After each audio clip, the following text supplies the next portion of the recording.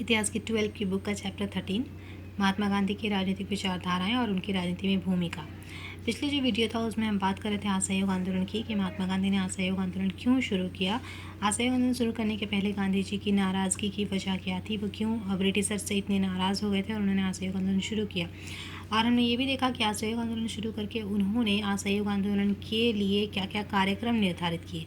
आज का जो वीडियो है उसमें हम इस आंदोलन के रचनात्मक पक्ष को देखेंगे। मतलब उन्होंने पिछले वीडियो में हमने बात किया कि कार्यक्रम जो उन्होंने निर्धारित किए थे उसमें क्या नहीं करना है ये उन्होंने बताया, लेकिन आज की वीडियो में हम बात करेंगे कि उन्होंने क्या करना है के बारे में क्या कहा, उस पर हम बात करेंगे, जो कि उसका इस आंदोलन का रचनात्मक पक्ष होगा।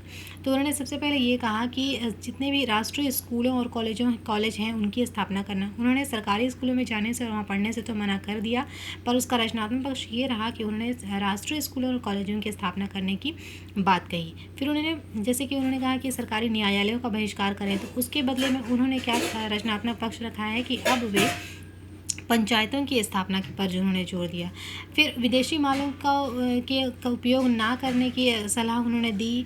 ये उसका नकारात्मक पक्ष, नकारात्मक नहीं कहेंगे, मतलब क्या नहीं करना है उन्होंने ये कहा। तो रचनात्मक पक्ष का ये है कि उन्होंने स्वदेशी को स्वीकार करने और स्वदेशी के प्रचार करने और हथकरघा और बुनाई उद्योग को प्रोत्साहित करने की बात कही। उन्होंने अस्पृश्यता का अंत करने की बात कही। हिंदू मुस्लिम एकता स्थापित करने पर उन्होंने बल दिया। तो ये था आंदोलन का रचनात्मक पक्ष। अब हम देखेंगे कि आंदोलन का स्वरूप कैसा रहा। गांधी जी ने देशव्यापी दौरा किया, मतलब देश में घूम घूम कर उन्होंने देखा कि कहाँ की स्थिति कैसी है। लोगों में जागृति और उत्साह जगाया, मतलब लोगों को बताया कि देशभक्ति क्या है, राष्ट्र प्रेम क्या है। राष्ट्रवाद को उन्होंने बढ़ावा देने की कोशिश की। लोगों को हिंसा का मार्ग छोड़कर अहिंसा का मार्ग पकड़ने की बात कही। क्योंकि ये शुरू में ही उन्होंने कह दिया था कि ये जो आंदोलन है वो सही सरकार से असहयोग की नीति पर आधारित है और साथ ही साथ यह एक अहिंसात्मक आंदोलन होगा। इसीलिए उन्होंने लोगों के बीच जब दौरा किया तो लोगों में जब जागृति जगाई तो उन्होंने ये भी कहा लोगों से कि वो अहिंसा का मार्ग पकड़े रहें। किसी भी कीमत पर आंदोलन हिंसात्मक ना हो, इस पर उन्होंने बहुत ज़्यादा बल दिया। पशु बल पर आत्मबल से ही विजय प्राप्त किया जा सकता है, ये उनका नारा था। मतलब उन्होंने ऐसी बात कही लोगों को समझाने के लिए। आंदोलन अत्यंत तीव्र गति से फैल रहा था। स्कूल कॉलेजों से हजारों छात्रों ने बहिष्कार कर दिया था। वकीलों ने बड़े स्तर पर अदालतों का बहिष्कार कर दिया था। देश में जाने माने जो वकील थे जिनका नाम है CR दास, मोतीलाल नेहरू, इन्होंने वकालत छोड़ दी। विदेशी कपड़ों की होली जलाई गई, मतलब जहाँ भी विदेशी कपड़े थे उनको जला दिया गया। चरखे और खादी का खूब प्रचार किया जाने लगा। खादी राष्ट्रीयता का प्रतीक बन गई। क्योंकि उन्होंने मद्यपान से निषेध किया था, इसलिए शराब की दुकानों पर धरना दिया गया। चुनावों का बहिष्कार किया गया। कोई भी कांग्रेसी चुनाव में खड़ा नहीं हुआ।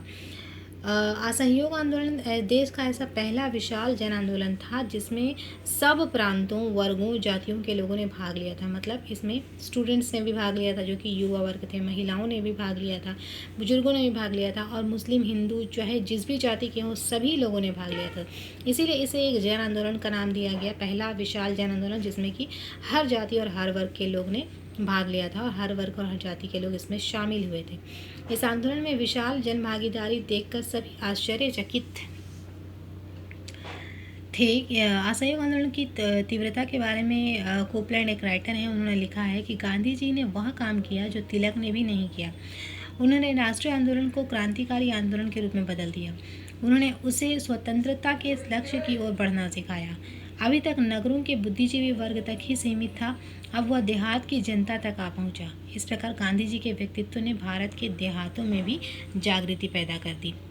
देखिए ये सारी चीज़ें तो हो गई रचनात्मक कार्यक्रम। पिछली वीडियो में हमने ये देखा था कि उन्होंने क्या करने से मना किया, लेकिन आज की वीडियो में हमने बात की उन्होंने क्या करने के लिए कहा और किस तरह से ये आंदोलन उग्र होता गया, और किस तरह से उग्र तो नहीं, किस तरह से ये आंदोलन सफल होता गया, व्यापक होता गया, और ना सिर्फ शहर में बल्कि गाँवों तक भी ये आंदोलन पहुँच गया। अब हम बात करेंगे आंदोलन के स्थगन की। मतलब ये आंदोलन जब इतनी अच्छी ढंग से चल रहा था तो फिर इसे क्यों बंद कर दिया गया।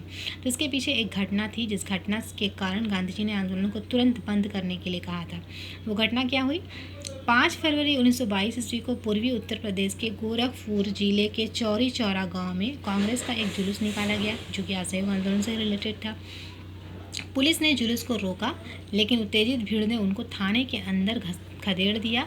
इसमें एक थानेदार व 21 पुलिसकर्मी थे। जुलूस ने थाने में आग लगा दी और जिसमें सभी लोग जो अंदर बंद किए गए थे वो सभी जलकर मर गए। कुछ हिंसक घटनाएं बम्बई और मद्रास में भी हुई थी। गांधी जी अत्यंत दुखी हुए और उन्हें विश्वास हो गया कि अभी जनता अहिंसात्मक आंदोलन के लिए तैयार नहीं है। गांधी जी आंदोलन स्थगित करना चाहते थे। अंततः 12 फरवरी 1922 ईस्वी को कांग्रेस कार्य समिति ने आंदोलन को स्थगित कर दिया। मतलब गांधी जी ने सीधे तौर पे कहा था कि ये आंदोलन जो है वो पूरी तरह से अहिंसात्मक ढंग से होना चाहिए, इसमें किस तरह की कोई हिंसा नहीं होनी चाहिए। लेकिन जुलूस को जब रोका गया तो उत्तेजित भीड़ ने थाने में आग लगा दी और थाने में 21 पुलिसकर्मी जलकर मर गए। इस घटना से गांधी जी को विश्वास हो गया कि नहीं, ये सही वक्त नहीं है इस तरह के अहिंसात्मक आंदोलन को करने का। अभी जनता पूरी तरह से अहिंसात्मक आंदोलन करने के लिए तैयार नहीं है, इसमें अभी वक्त लगेगा। इसीलिए उन्होंने बेहतर यही समझा कि अभी इस आंदोलन को स्थगित कर दिया जाए, बंद कर दिया जाए। लेकिन इसका परिणाम क्या हुआ? महात्मा गांधी द्वारा आंदोलन उस समय वापस ले लिया गया जब वो अपने चरम पर था। इस कारण लोगों के द्वारा इसकी काफ़ी आलोचना की गई। असहयोग आंदोलन के स्थगन पर मोतीलाल नेहरू ने कहा कि यदि कन्याकुमारी के एक गांव में अहिंसा का पालन नहीं किया तो उसकी सज़ा हिमालय के एक गांव को क्यों मिलनी चाहिए। मतलब अगर किसी एक जगह पर अगर आंदोलन के नियमों का पालन नहीं हो रहा तो इसका अर्थ यह नहीं है कि संपूर्ण देश में आंदोलन को स्थगित कर दिया जाए। मतलब सीधे तौर पर जो मोतीलाल नेहरू थे वो गांधी जी के इस निर्णय से खुश नहीं थे। इस तरह से और भी लोग थे जिसमें सुभाष चंद्र बोस का नाम आता है। तो सुभाष चंद्र बोस भी गांधी जी के इस निर्णय से दुखी थे। उन्होंने कहा कि ठीक इस समय जबकि जनता का उत्साह चरमोत्कर्ष पर है, वापस लौटने का आदेश दे देना राष्ट्रीय दुष्कर्म से कम नहीं है। मतलब उनको ये काम बिल्कुल ही दुष्कर्म जैसा लगा। हम देखेंगे इस आंदोलन के क्या प्रभाव पड़े और इसका महत्व क्या रहा।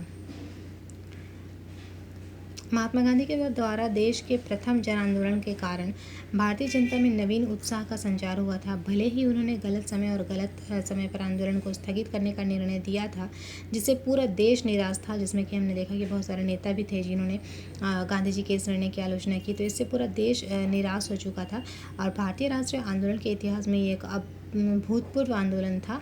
उत्तर से दक्षिण, पूर्व से पश्चिम तक इस आंदोलन ने धूम मचा दी थी। पहली बार सभी धर्मों, सभी जातियों के लोगों ने एक साथ आंदोलन में भाग लिया था। स्त्रियों की भागीदारी इस आंदोलन की एक अन्य महत्वपूर्ण विशेषता थी। सरकारी स्कूलों का